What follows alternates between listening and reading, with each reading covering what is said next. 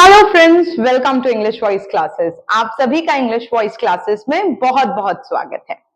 आज हम finally verbs का जो पार्ट 1, पार्ट 2, आज फाइनल पार्ट है पार्ट 3। अब आप सोच रहे होंगे इतने वर्ब्स तो हमने सीख लिए, अब क्या बचा? सबसे इंपॉर्टेंट वर्ब होता है कोई चीज का होना। अब देखिए, ये एक ऐसा वर्ब है जिसका मतलब बड़ा सिंपल लगता है, कोई चीज होना, लेकिन इस होने के लिए बहुत सारी क्रियाएं होती है, जैसे खुश होना, एक्सीडेंट होना, ये किसी चीज का अचानक हो जाना, कोई चीज आपको प्रतीत होना। तो इस एक वीडियो को अगर आप देखेंगे तो ये जितने सारे होने हैं इनके तीनों फॉर्म क्लियर हो जाएंगे। प्लस क्योंकि हिंदी में सबका मतलब होना होता है, आपको ये समझ में आ जाएगा कि किस सिचुएशन में कौन से होने को यूज करना है। टेक्निक सेम रहेगी। अगर आपने पार्ट 1 और पार्ट 2 वर्ब्स का देखा है तो आपको पता है कि मैं तीनों फॉर्म्स आपको कैसे याद दिलाती हूँ या याद कराती हूँ। फर्स्ट फॉर्म रोज की बात, जो चीज होती है। सेकंड फॉर्म कोई चीज हुई, और थर्ड फॉर्म कोई चीज हो जाती। तो सेम टेक्निक हम यूज करेंगे। फर्स्ट फॉर्म यानी कि रोज की बात, सेकंड फॉर्म कोई चीज हो गई, और थर्ड फॉर्म अगर आपको याद है कोई चीज हो जाती। तो इसके लिए हम कौन सा ब्रह्मास्त्र यूज करते थे? Would have. तो ये मैं दोबारा लिख दे रही हूं। मैं हमेशा बोलती हूं कि क्रियाओं को बोल बोल कर याद कीजिए, तभी वो दिमाग में रहेंगे और सिचुएशन के अचानक से आते ही आप उस क्रिया को यूज कर पाएंगे। पार्ट 1, पार्ट 2 अगर अच्छे से देख लिया है तो ये एक फाइनल पार्ट है। इन तीनों वीडियोस को जोड़ के आपके सारे वर्ब्स, बहुत सारे वर्ब्स हैं, पर मेन जो स्पोकन इंग्लिश में रोजमर्रा की जिंदगी में हम यूज करते हैं वो क्लियर हो जाएंगे। तो अगर आपने पार्ट 1, पार्ट 2 नहीं देखा है और आप चैनल में पहली बार आए हैं तो प्लीज पार्ट 1 और पार्ट 2 जरूर देखें, मेरे साथ साथ उनको बोलें। मैंने उन वर्ब्स को जो एक पैटर्न में सिखाया है, आपको एक टेक्निक से सिखाया है। तो आज जो वीडियो है वो कौन सी क्रिया के लिए है? वो है किसी चीज का होना। जैसा मैंने बताया, हिंदी में इन सब के मतलब होना ही होते हैं। तो आपको पता कैसे चलेगा कि कौन से सिचुएशन में हम कौन सा होना यूज करेंगे? बिल्कुल टेंशन ना लें, अगर आज आप ये वीडियो पूरा देखेंगे, शिद्दत के साथ बोलेंगे, तो ये सारे होना जो हिंदी में सिमिलर साउंड करते हैं, आपको पता लग जाएगा कि लोग कभी बी, कभी गेट, कभी बिकम, कभी अकर, हैपन, टेक प्लेस या सीन कब और क्यों बोलते हैं। चलिए स्टार्ट करते हैं। तो जैसा मैंने आपको बताया, सबके मतलब होना ही होता है, लेकिन सबसे पहला वर्ब जो होता है होने के लिए वो होता है बी। अब देखिए, बी थोड़ा सा अलग वर्ब है। इसके 3 फॉर्म्स रहते हैं, इज, एम और आर। तो बी हम यूज करते हैं, लेकिन बहुत बार बी के आप याद रखेंगे 3 और अवतार हैं। बी बोला जाता है पर बहुत बार बी की जगह इज, एम या आर यूज होता है। तो फर्स्ट फॉर्म बी है, लेकिन उसके और 3 कौन से रूप हैं? इज, एम और आर। इनका यूज हम आगे सीखेंगे, पर अभी के लिए आप क्या याद रखेंगे? किसी चीज के होने के लिए वर्ब है बी, सेकेंड फॉर्म वर्स और थर्ड फॉर्म बीन। अब ये होता है होना। क्लियर है? जैसे आप बोलते हैं मैं बिजी हूं, आप हैं। अब देखिए, इसमें बहुत लोगों को लगता है कि कोई क्रिया तो है ही नहीं, आप बोल रहे हैं आप बिजी हैं, इसमें कोई फिजिकल एक्टिविटी नहीं है, लेकिन कुछ हो रहा है, आप बिजी हैं, तो आप बोलेंगे ही इज बिजी। ये फंडा मैंने बेसिक वीडियो में क्लियर किया है। इज सिंगुलर के साथ, एम आई के साथ और आर प्लूरल के साथ। अब आपको बोलना है मैं बिजी था, तो आप क्या बोल देंगे बी की जगह? आई वॉज बिजी, है ना। और अगर आपको बोलना होता हमेशा की तरह मैं बिजी हो जाता, थैंक यू कि तुमने मुझे बता लिया, मीटिंग से जल्दी बुला लिया, I would have been busy. तो देखिए, बहुत बार जब लोग बीन बजाते हैं, ऐसी इंग्लिश बोलते हैं, I have been busy, I would have been busy, I would have been happy, तो ये लोग क्या यूज कर रहे हैं? होने का थर्ड फॉर्म। तो प्लीज दिमाग में रखिए, सबसे पहले होने का मतलब है किसी चीज का होना। मैं ठीक होऊंगा, चिंता मत करो, आई विल बी फाइन। मैं ठीक था, आई वॉज फाइन। मैं ठीक होता अगर तुम मुझे कॉल कर लेते या कॉल कर लेती, I would have been fine. तो क्लियर, पहला होना क्या है? Be, was, been. मेरे साथ साथ बोलिए तो ये तीनों फॉर्म आपके दिमाग में छप जाएंगे। B, was, been. बी के 3 रूप क्या हैं? Is, am, are. क्लियर? चलिए, अब ये वाला वर्ब हमने कर लिया है और ये आपको प्रॉब्लम नहीं देगा। बी को प्लीज समझिए एक क्रिया की तरह, क्योंकि गो, काम सब लोग जानते हैं ये क्रियाएं होती हैं। बी बेचारा छूट जाता है, लोगों को लगता है बी यानी कि मधुमक्खी। ये सिर्फ मधुमक्खी नहीं है, ये एक क्रिया है जो बातचीत में बहुत काम आती है। कब काम आती है? जब कोई चीज होती है। अब आते हैं गेट। अब देखिए गेट बहुत ही इंपॉर्टेंट वर्ब है और इसके बहुत सारे मतलब होते हैं। गेट का सबसे कॉमन मतलब क्या होता है? कोई चीज प्राप्त करना, तो वो मतलब तो होता ही है। जैसे I get lot of gifts, मुझे बर्थडे में बहुत गिफ्ट्स मिलते हैं, राइट? तो वो गेट प्राप्त करना तो होता ही है। He gets a lot of attention, उसे बहुत अटेंशन मिलता है, मिलना या प्राप्त करना। लेकिन गेट भैया जो हैं इसके 3-4 मतलब होते हैं और उनमें से एक मतलब होता है किसी चीज का हो जाना। अब देखिए बी होना था, गेट हो जाना होता है। आपको लग रहा होगा बहुत ज्यादा अंतर नहीं है, पर है। जैसे आप बोलते हैं मैं बिजी हूं, ये एक अलग क्रिया है। मैं बिजी हो जाता हूं या मैं थक जाता हूं, मैं इरिटेट हो जाता हूं, मैं परेशान हो जाता हूं या मैं गुस्सा हो जाता हूं। यहां होना वर्ब आ रहा है, तो आप कौन सी क्रिया का यूज करेंगे? गेट। एक एग्जाम्पल लेते हैं, जैसे मैं बोलूंगी मैं खुश हो जाती हूँ। अगर कोई मुझसे प्यार से बात करता है तो मैं खुश हो जाती हूँ। तो एग्जाम्पल क्या होगा? I get happy. Present tense होना, मैं खुश हो गई। उसने मुझे कॉल किया या उसने मुझे बधाई दी, मैं खुश हो गई। I got happy. और तीसरा, मैं खुश हो जाती, हुई नहीं। अगर वो मुझे फोन कर देता या वो मुझे बधाई दे देती तो मैं खुश हो जाती। आई वुड हैव गॉट हैप्पी। अब बहुत लोग होने के लिए बीन भी यूज करते हैं, पर अगर हो जाना है तो आप गेट गॉट गॉट याद रखेंगे। दोनों में बहुत हल्का सा फर्क है, ये होना है, ये हो जाना है। इसलिए बहुत बार ये इंटरचेंज होके भी यूज होता है, लेकिन याद रखिए जहां आप पर्टिकुलरली होना बोल रहे हैं वहां आप गेट का यूज करेंगे। क्लियर? बी और गेट में क्या डिफरेंस है? बी होना, गेट हो जाना। मैं थक जाती हूं शाम तक, आई गेट टायर्ड। मैं थक गई थी, आई गॉट टायर्ड। मैं थक जाती, इसलिए मैंने थोड़ा सा आराम कर लिया। I would have got tired. Clear? तो जिस गेट को अभी तक आप सिर्फ कोई चीज मिलना या प्राप्त करना समझ रहे थे, अब आप समझ जाएंगे ये गेट इतना भोलू लाल नहीं है, इसके बहुत सारे मीनिंग्स हैं। जैसा मैंने बताया इसके और भी मीनिंग्स होते हैं, जैसे समझना, आई गेट यू, ये मैं आपको आगे सिखाऊंगी। आज हम सिर्फ फोकस कर रहे हैं किसी चीज का हो जाना। ये कंसेप्ट क्लियर करना बहुत जरूरी है, नहीं तो आप अगर ऐसा कुछ बोलना चाहेंगे, वो गुस्सा हो जाता है। लोग बोल देते हैं ही एंग्री। ही एंग्री कोई सेंटेंस नहीं होता, क्योंकि आप क्रिया तो बोल ही नहीं रहे। तो आप क्या बोलेंगे? He gets angry. वो गुस्सा हो गया, ही गॉट एंग्री। वो गुस्सा हो जाता, he would have got angry। got का ध्यान रखिएगा, इसका थर्ड फॉर्म बहुत लोगों को लगता है gotten होता है, वो नॉर्मली अमेरिकन इंग्लिश में होता है। हम get got got ही यूज करते हैं स्पोकन इंग्लिश में। तो बहुत बार अगर आप किसी के मुंह से gotten सुने तो वो गलत नहीं होता, लेकिन आप get got got को ही ध्यान में रखें, ये ज्यादा यूज होता है। अब देखिए होना और हो जाना तो बिल्कुल क्लियर हो गया।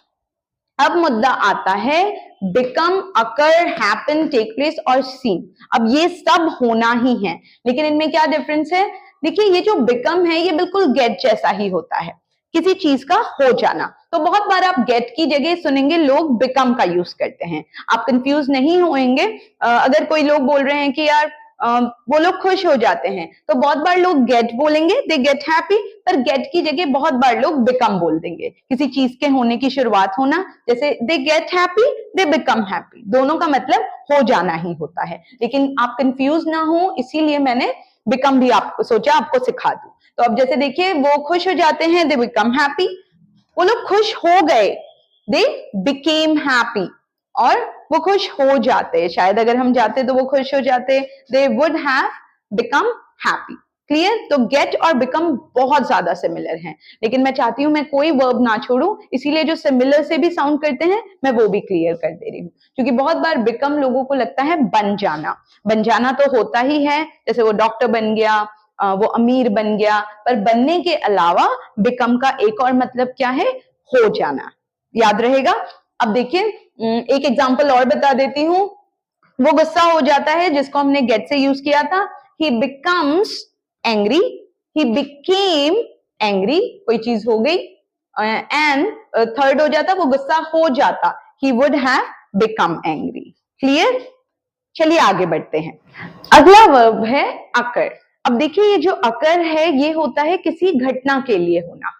अकर, हैपन और टेक प्लेस तीनों ही घटनाओं के होने के लिए होते हैं। अब हिंदी में ये होना ही है, इसीलिए लोग कंफ्यूज हो जाते हैं, लेकिन ये घटनाओं के होने के लिए है। जैसे एक्सीडेंट्स घटित होते हैं, कोई इवेंट घटित होता है, बीमारी घटती है, तो आप ये समझ लेंगे कोई भी घटना का होना, अचानक से होना, ये सब के लिए अकर, हैपन या टेक प्लेस है। अब देखिए इसको अकर बोलिएगा, ऑकर नहीं, क्योंकि OCCUR होता है, बहुत बार इसका प्रोनाउंसिएशन लोग ऑकर बोलते हैं, अकर। तो अकर, सेकंड फॉर्म अकर्ड और थर्ड फॉर्म अकर्ड। अब मैंने जैसे बोला एक्सीडेंट के लिए, इवेंट्स के लिए ये वर्ब यूज होता है। आप ये चीज समझ रहे होंगे कैसे, ये चीज भी होती थी लेकिन ये ह्यूमन बिहेवियर के लिए होती थी, जैसे उसका थक जाना, उसका खुश हो जाना। लेकिन ये तीनों वर्ब अकर, हैपन और टेक प्लेस घटनाओं के लिए, एक्सीडेंट्स के लिए, इवेंट्स के लिए यूज होंगे। तो एग्जांपल लेते हैं, जैसे ये हर साल ये घटना घटती है, तो मैं बोलूंगी इट अकर्स एवरी ईयर। ये घटना घटी, इट अकर्ड, और ये घटना घट जाती, अचानक कोई चीज जो हो जाती, it would have occurred. Clear? तो ये अकर भी यूज कर सकते हैं हाँ। अगर अकर याद ना आए तो हैपन तो बिल्कुल फेवरेट होता ही है। हैपन का मतलब क्या होता है? कोई चीज का होना, जैसे आप बोलते हैं यार ये तो मेरे साथ भी होता है, it happens with me as well. ये मेरे साथ भी हुआ, it happened with me as well, ये मेरे साथ भी हो जाता, वो तो मैं वहां गई नहीं तो ये घटना मेरे साथ भी घट जाती, इट वुड हैव हैपेंड। तो it happens, it happened, it would have happened. Clear? अब ये दोनों का रिप्लेसमेंट है और ये काफी बार स्पोकन इंग्लिश में यूज होता है। ये भी किसी इवेंट, घटना या किसी एक्सीडेंट के लिए यूज कर सकते हैं आप। जैसे an accident takes place every day. हर दिन कोई ना कोई एक्सीडेंट होता है, कोई एक एक्सीडेंट होता है, एक एक्सीडेंट हुआ, an accident took place, second form. और third form, thank God police आ गई, नहीं तो एक एक्सीडेंट घट जाता, हो जाता, an accident would have taken place. तो तीनों form, take place, took place, taken place. दोबारा बता रही हूं, अकर, अकर्ड, अकर्ड, इवेंट या घटना का होना, हैपन, हैपेंड, हैपेंड, फिर से घटना या इवेंट का होना, take place, took place, taken place. ये बेसिकली फ्रेजल वर्ब है, पर क्योंकि ये होने के लिए यूज होता है, आप अभी ये ना समझे फ्रेजल वर्ब्स क्या है, वर्ब्स क्या है, वो हम एडवांस जब जाएंगे, टेंसेस सीख लेंगे, तब मैं आप लोग को और डिटेल्स में सिखाऊंगी। तो take place, took place, taken place. तो ये तीनों किस चीज के लिए थे? घटना या एक्सीडेंट के होने के लिए। अब आता है भाई, सारे होना हो गए, इंसान का गुस्सा होना, खुश होना, बिजी होना, किसी पार्टी का होना, इवेंट का होना, एक्सीडेंट का होना। तो अब ये कौन सा होना बच गया? प्रतीत होना। जी, हम बहुत बार बोलते हैं मुझे ऐसा प्रतीत होता है। अब ये भी होना है, क्योंकि आप हिंदी में मीनिंग पूछेंगे तो होता है, या मुझे ऐसा लगता है, या मुझे ऐसा प्रतीत होता है। तो जब आपको बोलना होता है यार पता नहीं क्यों मुझे ऐसा लगता है जैसे वो बहुत अच्छा इंसान होगा, उसने मेरे लिए कुछ अच्छा नहीं किया पर मुझे ऐसा प्रतीत होता है, तो ये भी होना ही है। लेकिन इसमें आप जैसे फीलिंग्स लाते हो कि ऐसा प्रतीत होता है, इसके लिए आप बोलते हो सीम। इसलिए आपने सुना होगा इट सीम्स टू मी, मुझे ऐसा लगता है। अब लगने के लिए फील भी है, लेकिन मुझे लगता है फील होता है महसूस करना, पर एक चीज होती है प्रतीत होना, ऐसा लगना, ऐसा प्रतीत होता है। तो उस केस में अब ये एग्जैक्टली होना नहीं है, पर क्योंकि प्रतीत होना आपके दिमाग में आएगा और फिर आपको लगेगा ये कौन सा होना है, इसलिए मैंने आपको, मुझे लगा इस वर्ब्स की सीरीज में मुझे ये वर्ड ऐड कर देना चाहिए। तो अगर आपको बोलना है मुझे ऐसा लगता है या मुझे ऐसा प्रतीत होता है, तो आप बोलेंगे इट सीम्स टू मी। मुझे ऐसा प्रतीत हुआ, पता नहीं क्यों, पर मुझे ऐसा लगा, इट सीम्ड टू मी। और थर्ड, मुझे ऐसा प्रतीत होता या मुझे ऐसा लगता, थैंक गॉड तुमने मुझे उसकी सच्चाई बता दी, नहीं तो मुझे ऐसा प्रतीत होता, इट वुड हैव, ये हमेशा थर्ड फॉर्म के साथ में बोल रही हूँ, it would have seemed to me, मुझे ऐसा लग जाता या ऐसा प्रतीत होता। अब ये सब क्या थे? अगर कोई आपसे पूछेगा इन सब के हिंदी में मतलब बताओ, तो इन सब के मतलब होना है। और इसीलिए जब मैं ऑफलाइन क्लासेस में पढ़ाती हूँ और मैं स्टूडेंट्स को बोलती हूँ मैं बिजी हो जाता या मैं बिजी हो गया, वो सीधे ऐसी इंग्लिश बोलते हैं, आई बिजी, या वर्ब यूज ही नहीं करते। इसमें आप बोलोगे आई गॉट बिजी या आई वॉज बिजी। मैं गुस्सा हो जाता हूं, आई गेट एंग्री। ठीक है, आई एम एंग्री, मैं बिजी हूं, या गुस्सा हूं पर आप बोलना चाह रहे हैं मैं गुस्सा हो जाता हूं, होने के लिए गेट। तो ये सारे थे होने के लिए वर्ब। जल्दी से दोबारा रिकैप करते हैं। बी, वॉज, बीन, होना। गेट, गॉट, गॉड, हो जाना, होना और हो जाना। बिकम, बिकेम, बिकम, ये बिल्कुल गेट जैसा ही है, हो जाना। बिकम बनना भी होता है पर यहां होना का मतलब मैं बता रही हूं, तो बिकम होने के लिए भी यूज होता है।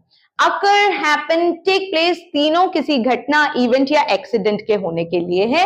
Occur, occurred, occurred, happen, happened, happened, take place, took place, taken place. और लास्ट होने के लिए सीम, जिसका मतलब है प्रतीत होना। क्लियर? तो हमारे सारे वर्ब्स कवर हो गए हैं। अगर आप इन तीनों वीडियोस को बिल्कुल बढ़िया से देखेंगे, आप लोगों को काफी सारे वर्ब्स में प्रॉब्लम नहीं होगी। दो वर्ब्स की कोई लिमिट नहीं है। जितनी क्रियाएं हिंदी में होती हैं, अंग्रेजों ने भी उतनी ही क्रियाएं बना रखी हैं, बल्कि उनसे ज्यादा। अब देखिए कितने सारे होने के लिए रिप्लेसमेंट थे, सिनोनिम्स थे। वैसे ही बहुत सारे वर्ड्स के लिए सिनोनिम्स होते हैं। लेकिन अगर आप बेसिक जो वोकैबुलरी है वो दिमाग में रखेंगे, स्पोकन इंग्लिश, इंग्लिश बोलना आपके लिए बहुत आसान हो जाएगा।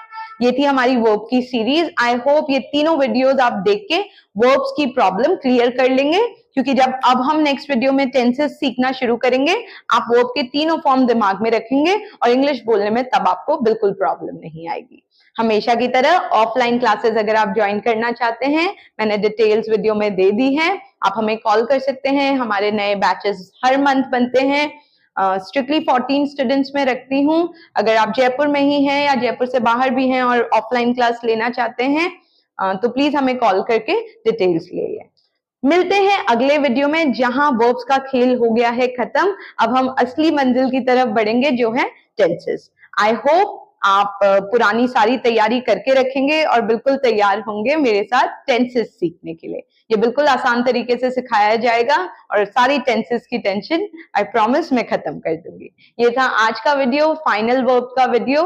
मिलते हैं अगले वीडियो में, तब तक के लिए बाय बाय।